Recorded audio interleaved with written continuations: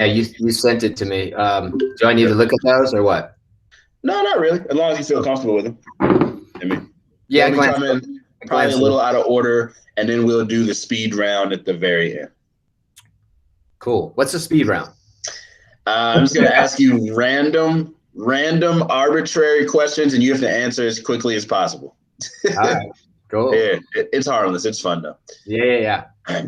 All right, ladies and gentlemen, boys and girls, students of DO, Coach Warner and Coach Burgess are here today with our final episode of Raising the Bar podcast. We had a very special guest, Coach Derek Del Rosario. How we doing, Coach? Let's do it. Yeah, that's right. How you guys doing? We're doing great, man. We're doing great. Awesome. It's a great time, man. Coach Derek Del Rosario is the owner of a gym in Henderson, Nevada called Fit to Serve. Tell us a little bit about yourself and about your gym. Cool. Awesome. Well, thanks for having me on here, guys. Thanks for joining us. This is awesome. Yeah, what a blessing. Man, it goes back so far, growing up as a kid, just raised in a single family home and just a lot of abuse physically, verbally, and just going through that rough time really shaped and molded my kind of the future, what God had for me, going through a lot of this adversity, and got involved with the game of tennis at a young age, lived in not too good of areas, projects, and friends and cousins shot and killed and all these crazy things where I needed an escape route to get out of this. And my dad just kind of came alongside me and mentored me in third grade.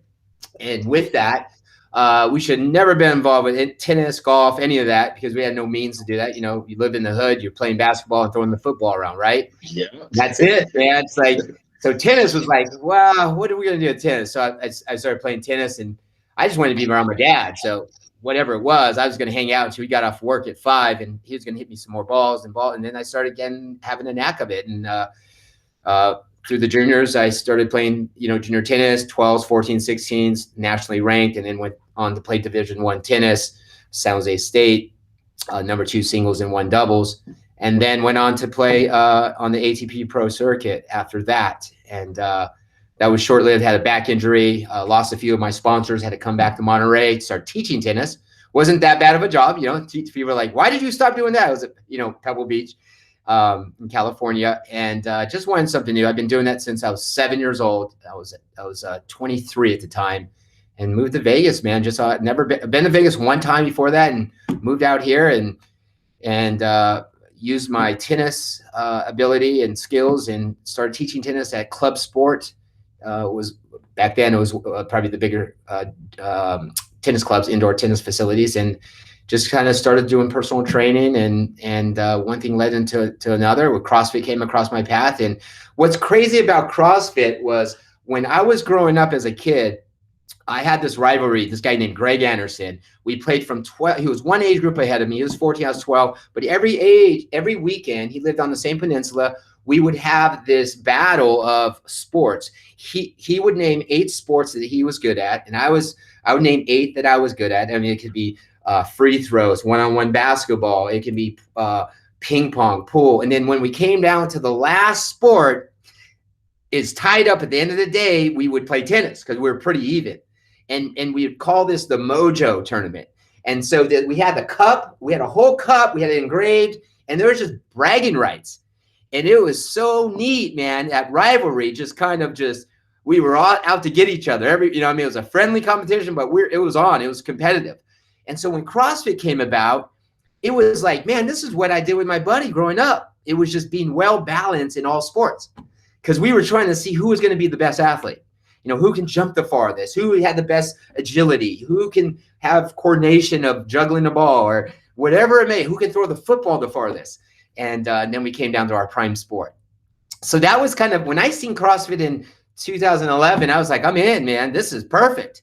Being a well-balanced athlete and running and throwing things and lifting things. And you get a really, not the mundane of doing a bicep curl and bench press for aesthetics. It's like, now we can use our athletic ability. This is pretty cool. and loved the competition part of it, and a timer and the clock and all that was right up my alley. And so in 2012, we launched Fit to Serve and got into our first building, and it was pretty neat. I think it's funny that you and your friend Greg, basically as young children, were like doing the hopper model for CrossFit. Yeah, we were doing throwing stuff out there and seeing who was better. Isn't that crazy? I was like, wow. It was pretty neat. It was pretty neat. Yeah. Do you still talk to him to this day? Do you still keep in touch with him by chance? Yes. You do? Yes. A lot of my friends, they play these senior tournaments and they play these later times, but we giggle about that because, man, it was and they do it in the CrossFit Games now. They'll throw javelins, they'll do things that are not just CrossFit related. But it was neat that we were doing that at a young age, and that really sparked my interest of like, man, this is a sport that you can, one, get in great shape. Number two, you can still have that competitive spirit that, once you're a collegiate athlete or even a high school athlete or wherever, you can still carry that into your adulthood, right? Absolutely, man. If there's one thing that really differentiates CrossFit from just typical weightlifting, in my opinion anyways, typical weightlifting, even with a partner, is a very isolated experience. Like either me by myself in the weights or me and my partner ourselves by the weights. If somebody talks to you, you're like, yo, leave me alone, bro. Like, it's like, what are you doing? You're invading my mental space. With CrossFit is like, if you didn't talk to someone, what's wrong with you? We're going to talk to you. Yeah, right.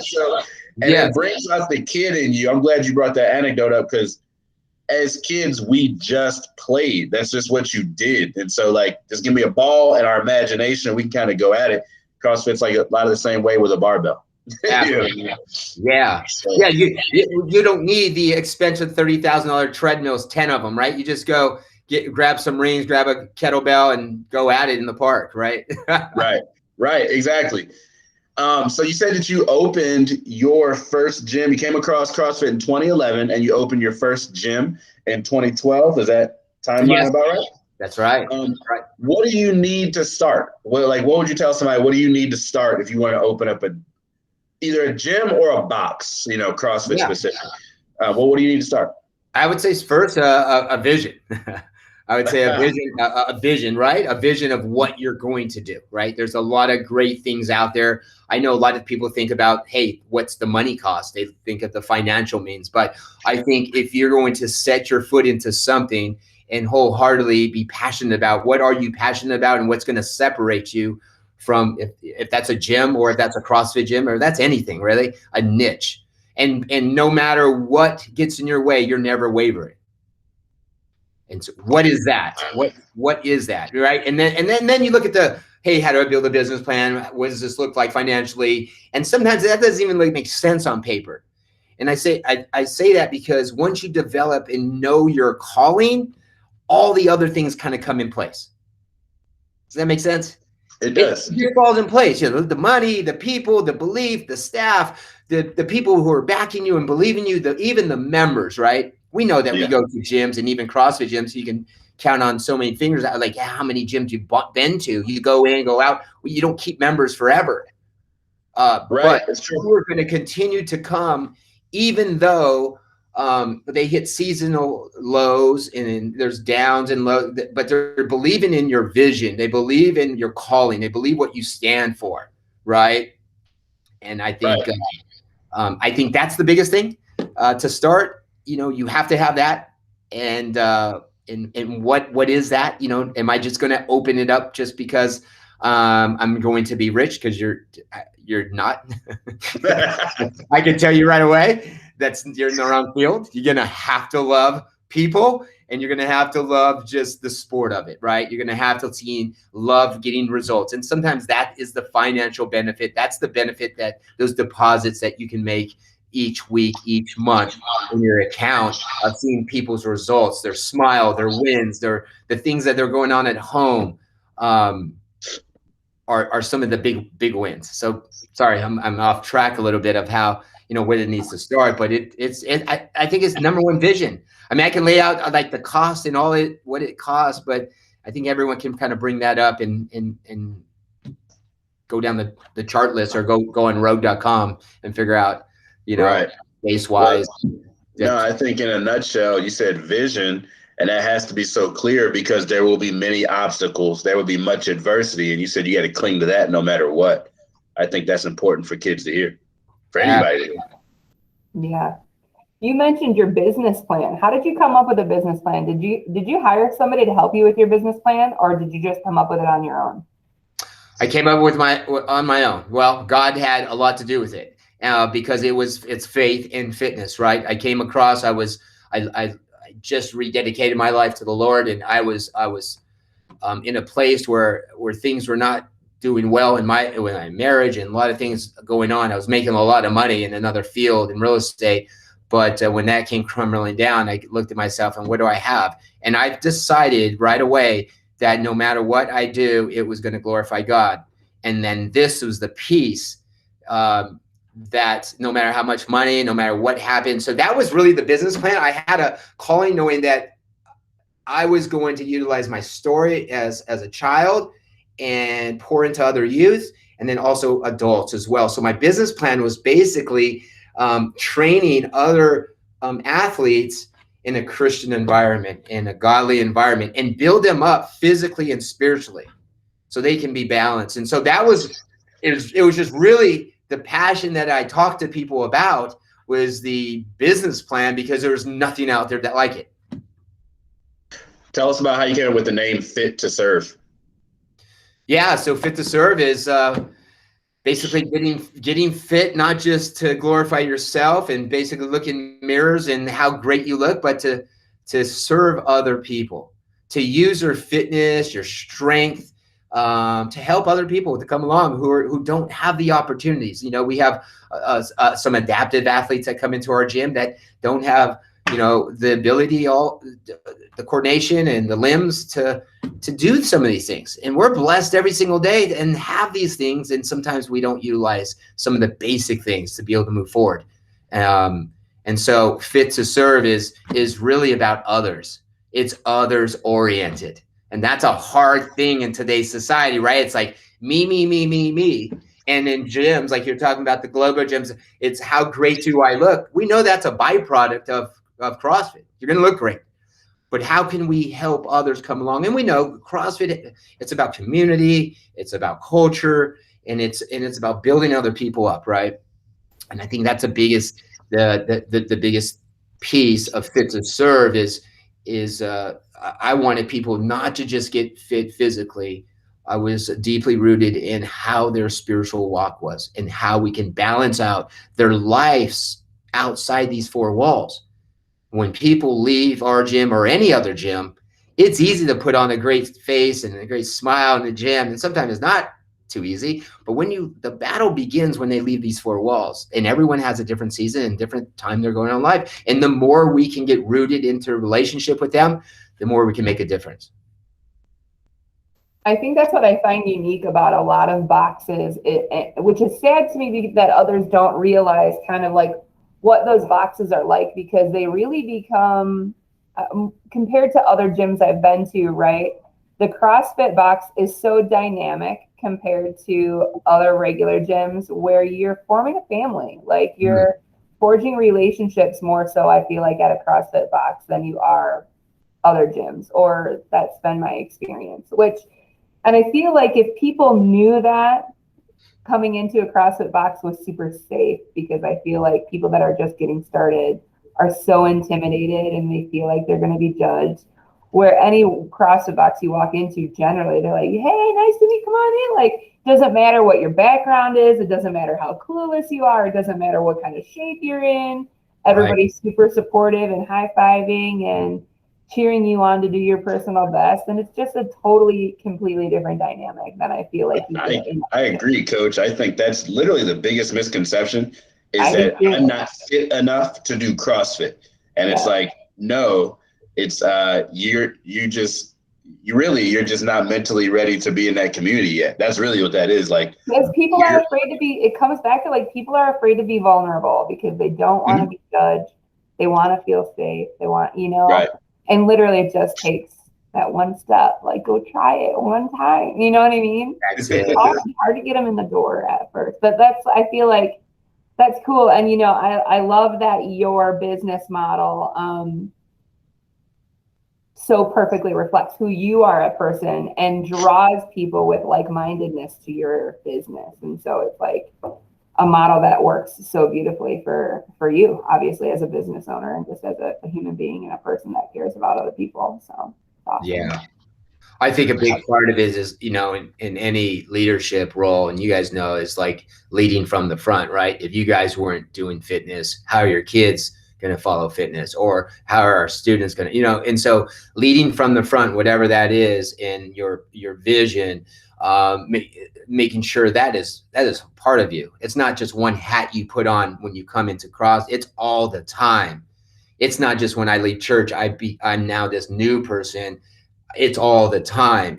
I'm talking about faith. I'm talking about fitness. I'm talking, and it's not just to promote numbers. It's just, that's how God has rooted me and changed my life. And so I don't want to not share that with someone. If I have a cure for cancer, it's like, that would be selfish to not let people know, and so that's what I feel every, for the last 10 years, and it's the excitement. I'm excited that, that passion hasn't dried out, and I don't think it will, because it's rooted, on things that are not seen. We can't tangibly touch them all the time.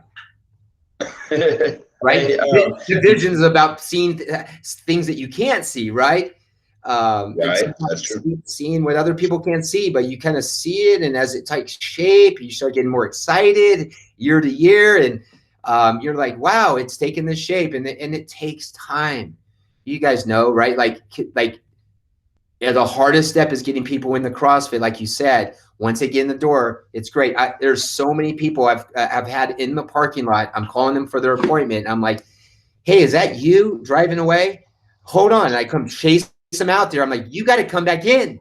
What are you doing? She goes, I was just so scared. I don't think it's right. I don't think I can do it. I'm just embarrassed. And exactly what you were saying, Coach. And once you get them in, and then they start to see, like, okay, you scale it right to me. I can do exactly, maybe I'm just doing jumping jacks today. Maybe I'm just touching my toes. That's a win. Like, just showing up and being consistent in life, you take out a lot of the negativity if you just show up. And so that's a big motto here, is just, get comfortable with the uncomfortable. It's on our walls. Theo knows. And we live by that, right? Because things are going to be uncomfortable in life. But if we can get comfortable with it more and more as they come our way, that's the character building in us. That's how we're going to grow. It's so true, man. There's no way that you saw this coming from such a young age. You know what I mean? You talked about your background as a tennis player and your background, even before that. How would you say that your background prepared you as a business owner, like mentality wise? Yeah. Great question. And anyone who is involved with sports or any high level of sports know that you got to be a great loser.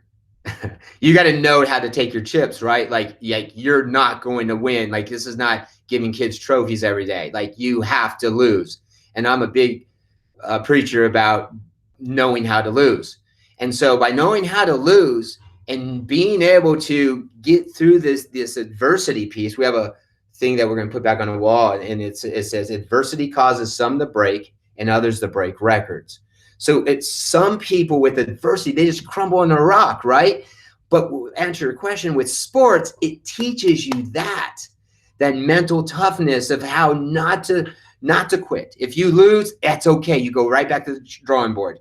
You continue, and so there's no difference in business. So like you said, you can't really read up on books on that. You can to extent, but it's really the on-the-job training of years of that sporting background of losing, and now I win. Losing, right? And so I think to get across to a lot of kids, it's like, losing's okay. It's because you're not losing. You're just falling forward and getting better each day. And that's a hard one in today's life, even for grownups, because it is the vulnerability, like you said, Coach. And it's really like, how are people looking at me, poor me? It's me. And it's not about more than it should be. Hey, I'm excited to lose today. What do you have coming my way so I can jump in there and look foolish? That's what I get excited about, because that's where I know that it's only for a time being that I'm going to grow out of that.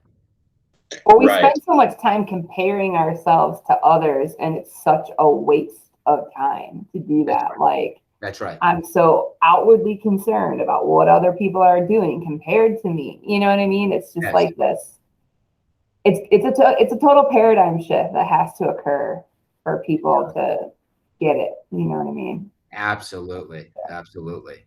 Hey, what are your hours for the gym? How long are you guys open? Do they vary by weekday and weekend? And what are your hours of the gym? But then specifically as an owner, what are your hours like? Yeah, I've been really blessed that we have coaches. We have Coach Bassel and Coach Dave. We have Tani helping me out on the admin side, my wife. Over the years, we've developed a small staff, but a great nucleus, right? And that always helps to keep the hours open. Where in the beginning days, man, it was 5 a.m. class, 6 a.m. class, 9 a.m. class, 4 p.m. kids, 5 p.m. and 6 p.m. That was all me, right? And then come in and try to do the programming and everything. You know, it was nuts. Now we have those same classes, but we have coaches to help us, and coaches that breed and live and take ownership of the clients that come through those doors, and they're passionate about the vision. And so it's hard to find, right? It's hard to find, as you guys know, it's hard to find good coaches or people believing in what you guys teach, and to have that, and it frees us up to be able to do some of the other things to grow. And so we're open Monday through Friday, 5 a.m., 6 a.m. We have 9 a.m. We have a 5 p.m. and a 6 p.m. Thursday, we have no mornings. We call it active recovery. A lot of the members go, well, this doesn't seem too active recovery. We're running a mile and 2,000 row and another mile and then 200 push-ups. That doesn't sound too active. So it's all an eye of the beholder, though, right? That's right. They always say in CrossFit, our warm-ups are like people's workouts, right? We just said that the other day. That's totally true. That's true. I think it's important to realize, or for the kids to realize, before you had a staff, like, you were putting in some ugly hours, like burning the candle at both ends, because you know, when you start, you don't have the income, the overhead to be able to pay other people yet. And so literally you were probably putting in some 12, 15-hour days, you know, before you probably could afford to hire other people. So getting started, I'm sure, was just so much work. Yeah, I think of it like when you start riding a bike and you realize that your bike is in the hardest gear. You know what I mean? When you first hop on, right? You're like, oh my God, I gotta really, really push. And that's a lot I can imagine that's a piece of that adversity you were talking about when you talk about having to overcome. Like, I'm sure that can wear on your mentality. Is this worth it? I'm doing all this and I don't have as many clients as I wanted to. How long is this going to take? You know, stuff like that. One of the questions we wanted to ask was, how long till you got that solid nucleus, till you got it up and running where you felt pretty comfortable? About how long does it take, you think, for that to happen? Man, I think every day we're pushing the grind pedal, right? You know, even though one of my challenges, me personally, what was a hard piece, and it's just the makeup of who I am, was for me to let go and give those classes up to people, to allow coaches to do that, right? I love the people, I love the training. It wasn't that I didn't trust people, but I wanted to be in there all the time, and wanted to make sure, I did want to make sure people were doing it our way, the Fit to Serve way. And so that took some time. And I think other people can ramp up a little easier and let go. It's hard for me to let go. I want to do it all. Yeah. And delegate. Yes. That's the only way we're going to grow, right? To be able to. I feel like it's so particularly important to find coaches or staff members that stay with your vision, because you have to put a lot of trust in those people to withhold whatever you want your business model or vision to be, and so like with that comes so much trust in allowing other people some control of your baby, really. Yes, yes. And having them kind of understand, the past years of where we came from, right? Like understanding that. I remember one day I took Basil and Tawny, and we went to my house, and I wanted to give them a slideshow of here's 2012, 13, 14, 15, right? We got to like 13, 14, I think it was. And it was like an hour and a half in. And they're like, "Can we come back and take a look at these other ones?" Because we were like, there was so much jam packed, and it was coming back to me to life. I was like, wow. Because here was another piece I didn't kind of fill you in with, that when I was doing full time with just the fitness business, I was full time pretty much at Calvary Chapel teaching the youth. So that included Wednesday nights. That included Friday. We call this thing called Frontline Friday. About 30 kids came to our house every Friday night. I taught Sunday over there at the church. And so both of them were pulling at both ends. I was burning the candle at both ends, right? And so I was having to do all that and all the classes and the marketing and everything, right? And so that was I had to I finally let that go 3 years ago on the church side. And now God was speaking to me to just blend it all in, go all in to the calling I've given you, and to build into Fit to Serve. That's awesome. That's truly awesome. You are describing like the road to success is rocky, right? Like knowing a lot of people who may be used to automatic success or being a quick learner and getting things down pretty quickly. This is not that. No. Right. But even though you're a gym owner, you're still an athlete. Right? Absolutely. Absolutely. Absolutely. And just do you find the time to fit in your workouts along with all the other responsibilities that you were just describing to us? Wow. I mean, it's been tough. It's been, I think we have one Basil. He's been pretty competitive in the open circuit, and programming a lot of his workouts has helped keeping me on track of, we have this little 7 a.m. to 9 a.m. piece I try to get in. But as the owner, your head is all over the place, right? And you're thinking of, in the back of your mind, you have like 50 calls that you have to call when you get out of that session, and you may have to leave the session at 8 o'clock instead of 9. And so you go back to your office. And so a lot of stuff, the intensity is not always there. And so just being aware and being okay with that, that's taken some time, because even though the fitness side has not been at the highest peak, like 2 years ago, I was able to rank #1 in CrossFit in Nevada in my age group. Right now, this last open, I had to pull out for an injury. Since you brought it up, how old are you? I'm a 48-year-old man. Old, grumpy. No, I'm walking with the cane. I'm walking with the cane right now. Yeah, 48. Grumpy, you are definitely not. Nah, a lot of people would be surprised to learn your age, though. Yeah, the energy that you give off. Yes. Hopefully, I can still have this for years to come. I have grandbabies now, so I have to be running around with them. That's crazy, right? So yeah, there's one piece I missed right here. Well, I'll tell you I'm on the workload, guys. So just what I've learned over the years is there's a piece where we just got into doing some of these challenges, the 12-week, the 6-week. I'm taking on a lot of responsibility on the sales side. So my hours have not really changed much. It just, they're just different, not on the floor, but sales, fulfillment, follow-up, online training. So there's a lot of other little pieces that until that gets mastered, I can probably then put someone in that piece and then the next piece, just like the training piece. Who knows if that takes another 10 years. But here's the cool thing. When you love something so much, it doesn't matter how long it takes.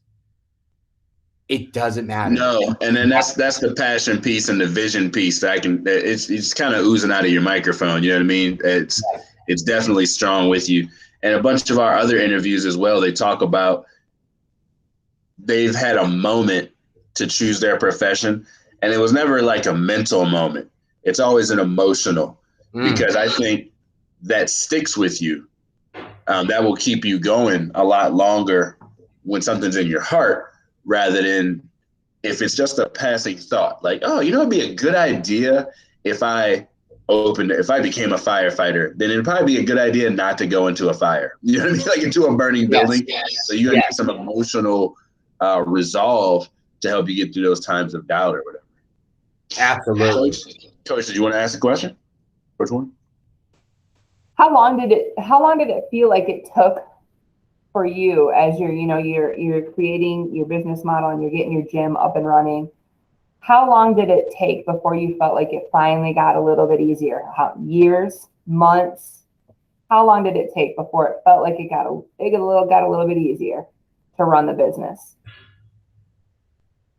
I'd say when did you open your first gym? Did I miss it? 2013. 2013. So starting from 2013, when was the first moment where you were like, okay, like, can take some time off for myself if I need to, or finally just feel like it got a little bit easier?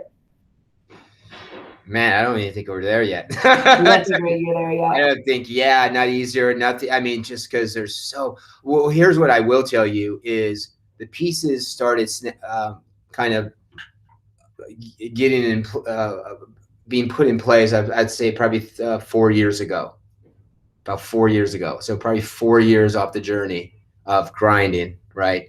Then there's just this other piece of grinding then, because every person that comes on too, you're discipling and training up and mentoring, right? Along the way. So it becomes time and time and time, which is great time, right? Because that's what we sign up for. This is part of us. But there's just other things that come in to grow our particular vision, right? Other churches that we get involved with. This thing that we do on Saturday is called the Road Show, that we have a fitness piece and a spiritual piece that we tie in, that we're able to branch out and bring to, like, we're going to Mexico in June, and we're going to be able to bring a road show down to Mexico at their training facility. So we're expanding the vision out. And so it takes, I think, time in relationships and talking. A lot of people think that, like, hey, you're working, so you got your tool belt and you're nailing things, but the thought process and thinking and mentally drains you, right? And you guys know, even mentally working with athletes, if you coach 2-3 classes in a row, I tell our coach basketball, man, when you get to 2 or 3 in a row is about the max, where you're able to give out as much energy as you can, so the kids can kind of like, okay, he's all in or she's all in, not like, okay, the WOD of the day, go run your 400. You don't have the same enthusiasm, and they deserve that, right? They deserve to have you all in. And so and they know if it's genuine or not. And they know it's genuine. Tell if you're going through the motion. Yeah. Absolutely. So if I hear you right, it's kind of like the way that your vision continues to expand. You're not even, and I know that your motto is to get comfortable with the uncomfortable. You're not even trying to make it easier. You're not trying to get to like a kind of plateau to maintain. That's not really something you're looking for. No, because we would be contrasting to get comfortable with the comfortable. It'd be comfortable with the comfortable. And I think more and more people are getting comfortable with the comfortable. They try to find that peak of like, and when I get to those golden years and retire, and then what happens? They get that check, they retire, and then they just kind of die off physically, emotionally, all of it. And it's like, man, I wish I was just busy with stuff, right? Even the people who've worked for years. When we have Coach Dave, he just retired, and he's like, man, I've been doing this for 25 years, his city job. What will I do if I didn't do anything? I don't know what to do in retirement. So to answer your question, absolutely. It's like, it's a legacy, right? It's a legacy that when I am not here anymore, then other people are carrying out God's vision that is set before us. So the work will never stop. And I'm not like you said, I'm not looking to, hey, when I build up this 401k or I build up, that's not really the intention. I think too that speaks to, well, so many people when they retire, so many athletes when they stop competing, so many teachers when they stop teaching. It's so much a part of you at that point. It's so much a part of your identity. If I'm not this, then like, what am I? You know? And so that's why so many people have a hard time like leaving those bits and pieces of themselves behind, because it's like, if I'm not that, then like it becomes kind of this huge identity crisis for people, honestly, you know? And so I feel like that's why a lot of people keep working, because it's like, what am I going to do? You know? Or what they do, because it's something they love and super passionate about. And I think I've shared this with you before, Coach, but or on a smaller scale, if you're a person who thought you were going to the pros and you did not, there's a bit of that in you as well. You know what I mean? It's like the athletes stop competing, but like, it's like when I first got into teaching, I didn't even realize in my first couple of years I started being like depressed or whatever, but it's like, I'm on my second career. This isn't not what I wanted to do. I was going to the NFL. This is a settle. You know what I'm saying? This is a fallback. But there's definitely so many things that I liked about teaching that it was like, you know what, you like emotionally, you got to put those things off to the side, and you got to recognize like life is moving forward. You know what I mean? Like this, I think I played semi-pro ball for like 2 weeks of practice, and he was like, all right, now we got to sell tickets. I was like, sell tickets? He was like, yeah. You like if you try to get paid, I was like, well, how much would you get paid? Like, Steve was like, you might get like $75 on a good night. I was like, all right, man, here's my pads. We're good. I am not about to beat my body up for $75. You know what I mean? I'm not going to the pros or anything. So like, then you kind of lean into your career. So like when you, when a person retires or whatever in their self-identity, I like how it's obvious that your self-identity is rooted in growing. So it doesn't really matter what environment you're in. You're going to be able to fail today, learn tomorrow, apply those lessons. Fail today, learn tomorrow, and apply those lessons. That's an awesome for anybody to hear, anybody that you're mentoring. Do you ever have like, I'm going to save number 8 for you, Coach.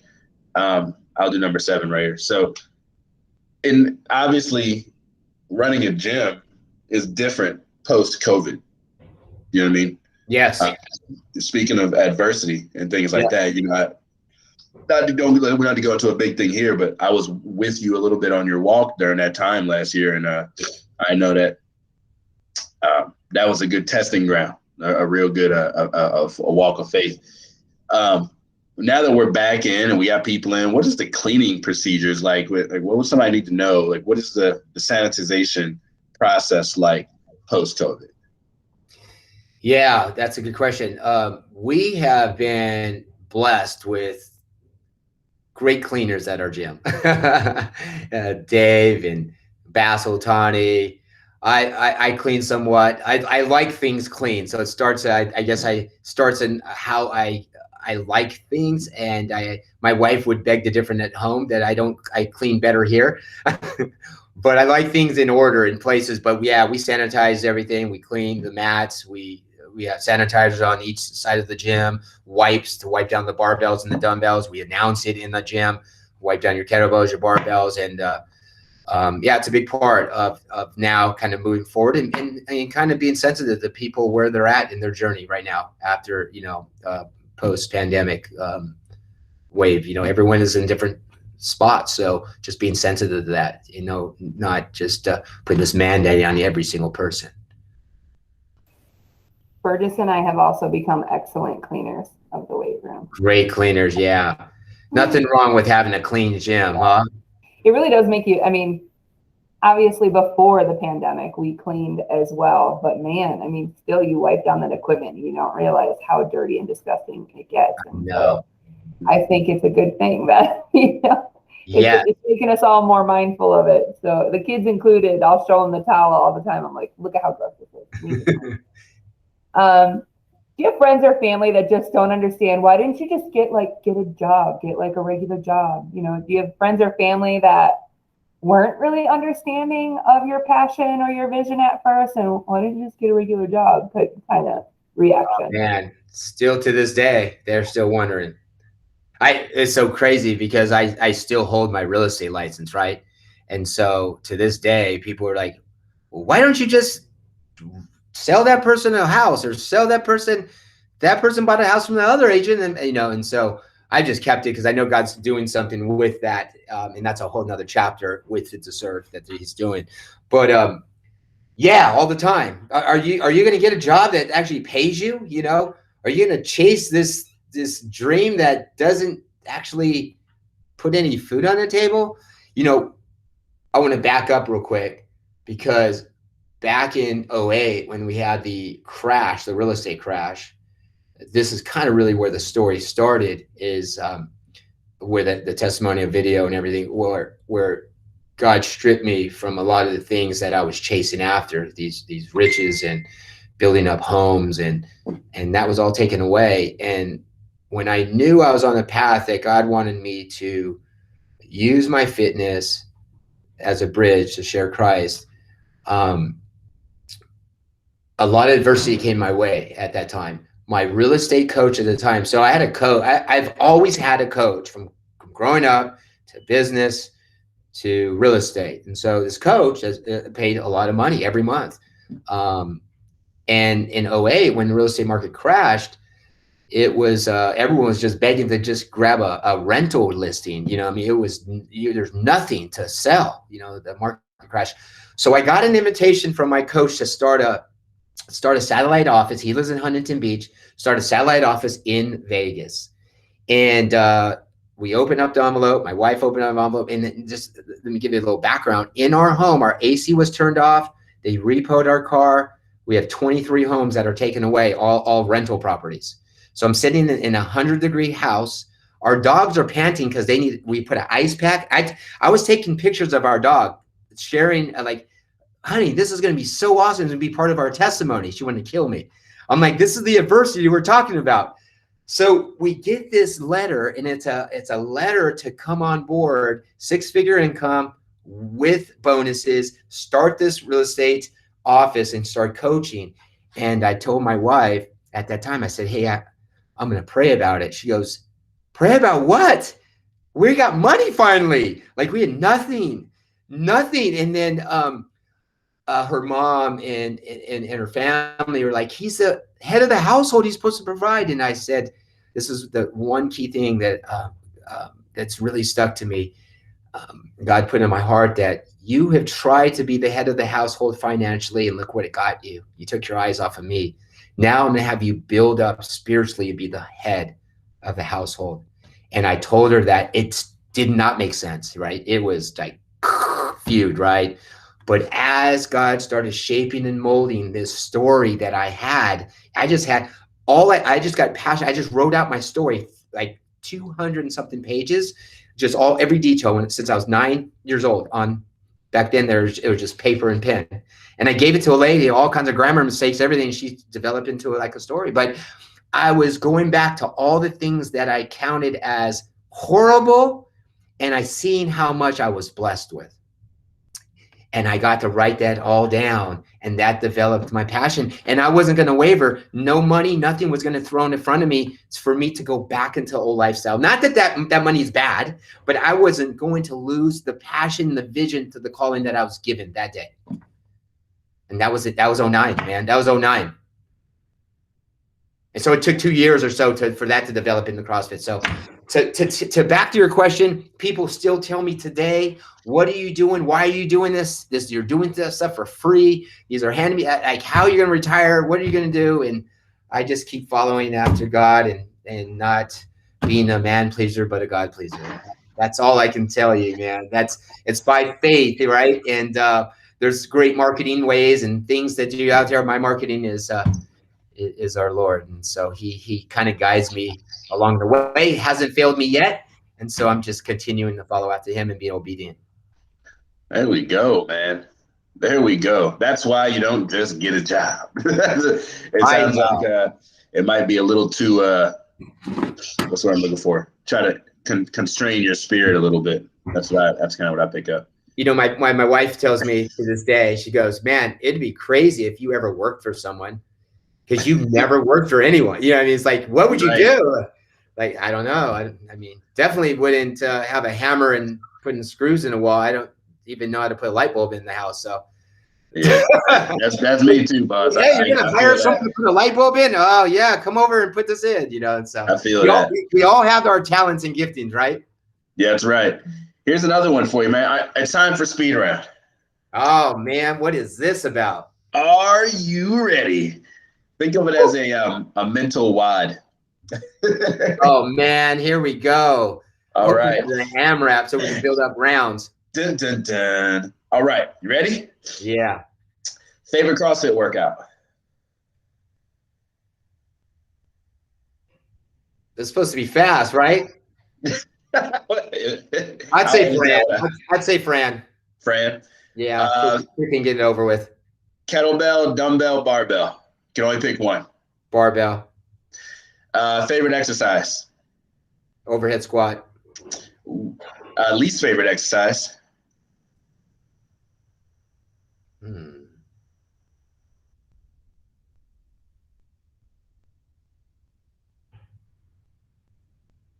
Dang We're gonna edit that part out. Deadlift. Oh, okay. I'm giving you all the ones that people hate and I love, and vice versa. Sorry. Right. Coach Warren and I were like, is he gonna say burpees? Is he gonna say burpees? I don't really hate burpees that much. I'm That's the most popular one so far. I know. Would you rather explore deep space or deep sea or outer space? Deep sea. What's your fastest mile time? 6:45 a long time ago, not now. You're talking about today? No. Oh no. yeah. Probably about time. 6 no, I would say about 6:15 back when I started CrossFit. Vacation in the beach or vacation in the woods? Oh, beach all day, man. I glamp all night. Give me a blow dryer. Give me some lotion. run with the bulls or swim with the dolphins? Dolphin swimming. Yeah, bulls kind of dangerous. Man, I ain't doing those. I'm not no bulls, man. Who's gonna pick run with the bulls? That's crazy. I'm not. Yeah. No. I swam with the dolphin before in the Bahamas, so that was pretty cool. Oh, nice. And then, what's always our last one, Coach? Yeah, what's always our last one? Bulls. Oh, questions? In all history, who would you want to go back and meet? Ooh. I mean, I'm gonna have to give you the one that is because of my faith to me, Jesus, obviously. But you already know him, so you don't have to pick him, right? Nice. Yes, you already know him. But it would be cool to pick him.